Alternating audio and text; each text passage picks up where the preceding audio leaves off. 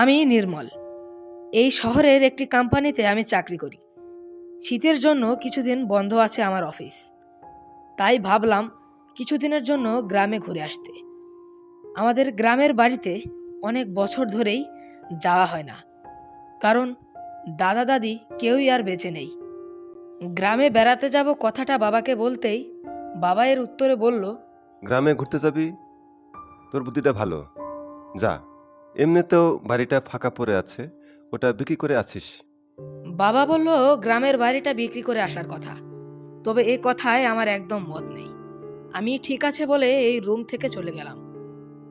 আজ দুপুরের দিকে একবার স্টেশনে গিয়েছিলাম টিকিট কাটতে। আজ সন্ধ্যা 6টার ট্রেন আমার কদমতলা গ্রামে যাওয়ার উদ্দেশ্যে।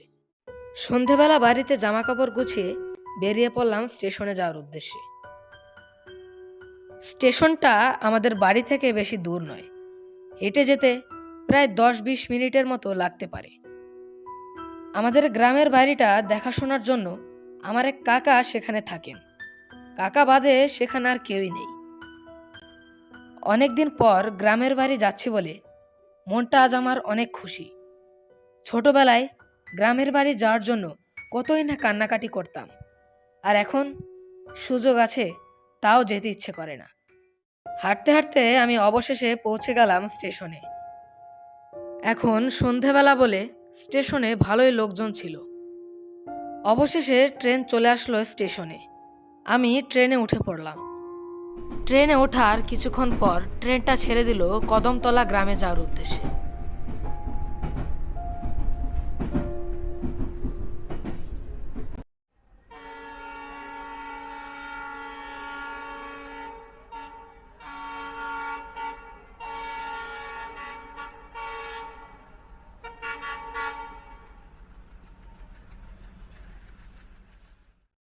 অনেক পথ পাড়ি দেওয়ার পর পরের দিন সকালে আমি অবশেষে পৌঁছে গেলাম কদমতলা গ্রামে। আমি স্টেশনে নামতেই দেখি কাকা আমাকে রিসিভ করতে এসেছেন। আরে ভাতিজে, কতদিন পর দেখা হলো তোর সাথে। সেই ছোটবেলায় তোরা চলে গিয়েছিলি শহরে, আর দেখা হয় না তোদের।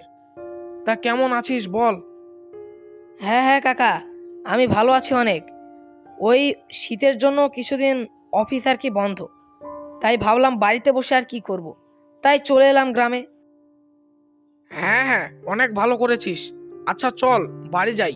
হে হে, তোকে অনেকদিন পর দেখে আমি ভুলে গিয়েছিলাম যে এটা স্টেশন।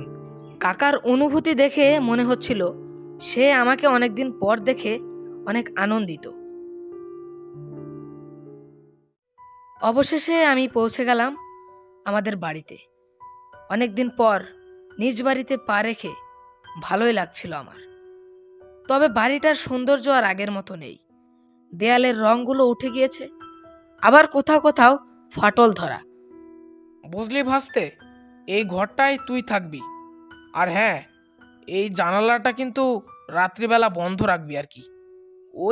ওই পাশে শ্মশান তো, তাই জানলাটা খোলা রাখলে অসুবিধা হতে পারে।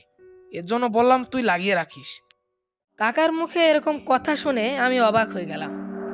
আমাদের বাড়ির পাশে যে শ্মশান আছে এ কথা আমি আগে কখনোই জানতাম না। কই কাকা, কেউ তো আমাকে আগে বলেনি যে আমাদের বাড়ির পাশে একটা শ্মশান আছে।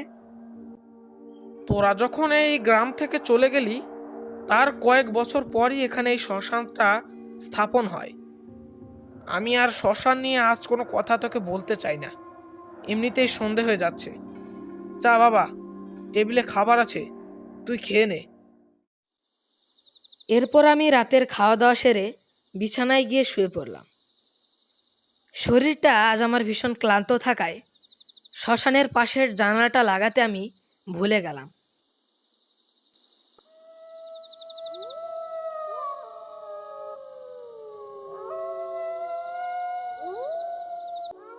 রাত যত গভীর হচ্ছে শীতের ঠান্ডাটা ততই বেড়ে যাচ্ছে।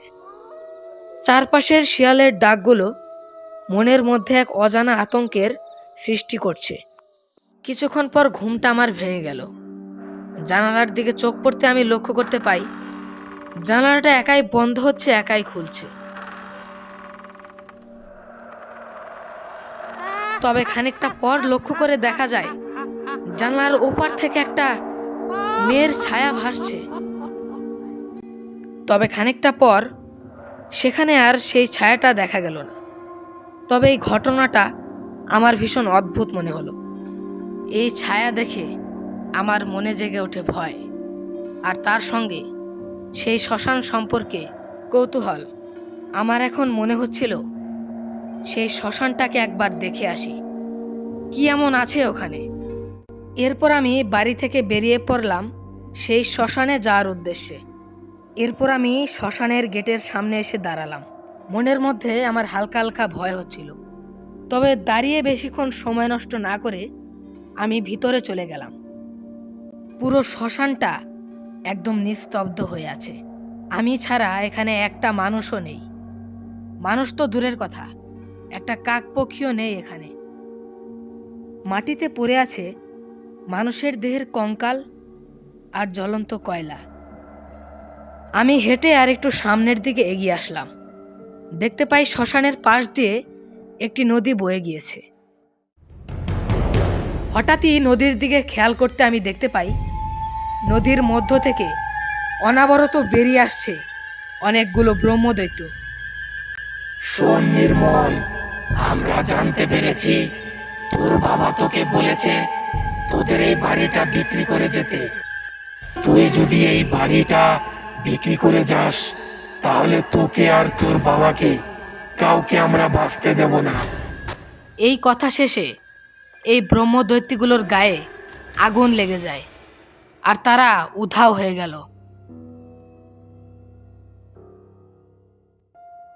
কাল রাতের সব ঘটনা কাকাকে বলতেই কাকা এর উত্তরে বলল, কাল রাতে যেই ব্রহ্মদৈত্যগুলোকে আমি দেখেছিলাম তারা যখন বেঁচে ছিল তারা আমার দাদুর খুব ঘনিষ্ঠ বন্ধু ছিল।